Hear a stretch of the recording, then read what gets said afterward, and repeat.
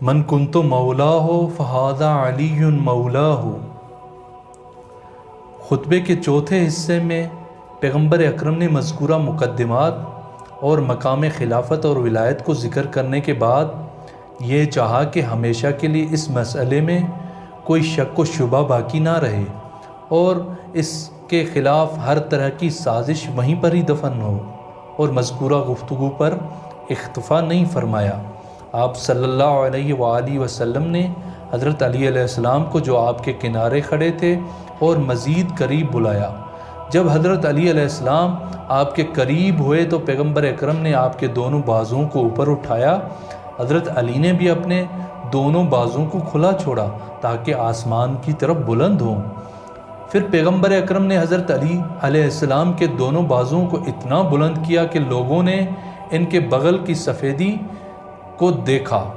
اس حالت میں رسول اکرم نے فرمایا، من کنت مولاہ فہذا علی مولاہ، اللہم والی من والاہ وعادی من عاداہ وانصر من نصرہ واخذل من خذلہ۔ جس کا میں مولا ہوں اس کا یہ علی مولا ہے، خدایا اسے دوست رکھ جو اسے دوست رکھتا ہے، اور اسے دشمن رکھ جو اسے دشمن رکھتا ہے، اور اس کی مدد کر جو اس کی مدد کرتا ہے، اور ہر اس کو خوار کر جو اسے خوار کرنے کی کوشش کرتا ہے۔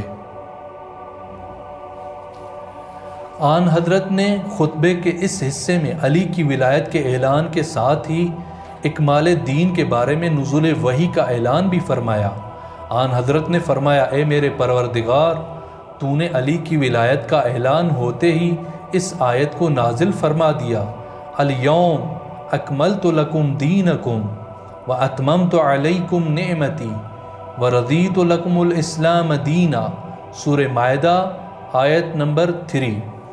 آج میں نے تمہارے لیے تمہارا دین کامل کر دیا اور اپنی نعمت تم پر پوری کر دی، اور تمہارے لیے اسلام کو بطور دین پسند کر لیا۔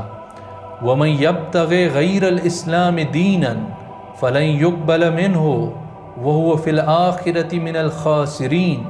سورہ آل عمران آیت 85۔ اور جو کوئی اسلام کے سوا کسی اور دین کو چاہے گا تو وہ اس سے ہرگز قبول نہیں کیا جائے گا، اور وہ آخرت میں نقصان اٹھانے والوں میں سے ہوگا۔ مذکورہ آیتوں کو پڑھ کر سنانے کے بعد فرمایا، پروردگار تو گواہ رہنا، میں نے پیغام پہنچا دیا ہے۔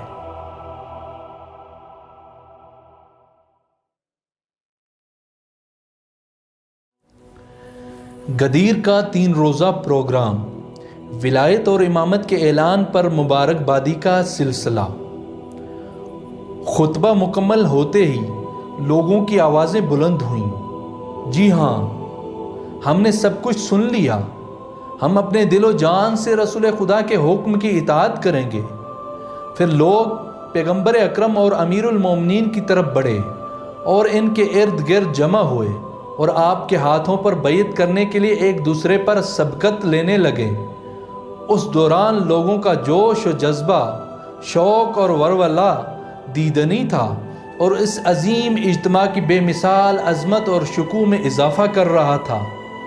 اس مقام پر پیغمبر اکرم صلی اللہ علیہ وآلہ وسلم نے فرمایا، الحمدللہ الذی فضلنا علی جمیع العالمین۔ حمد و ثنا ہے اس پروردگار کی جس نے عالمین پر ہمیں فضیلت دی۔ ایک اور خاص نقطہ جس کی طرف توجہ دینے کی ضرورت ہے یہ ہے کہ پیغمبر اکرم نے غدیر کے مقام پر ایسی گفتگو کی جو کسی بھی بڑی کامیابی، چاہے میدان جنگ میں ہو یا کسی اور مقام پر، حتیٰ فتح مکہ کے دن بھی ایسی گفتگو نہیں فرمائی۔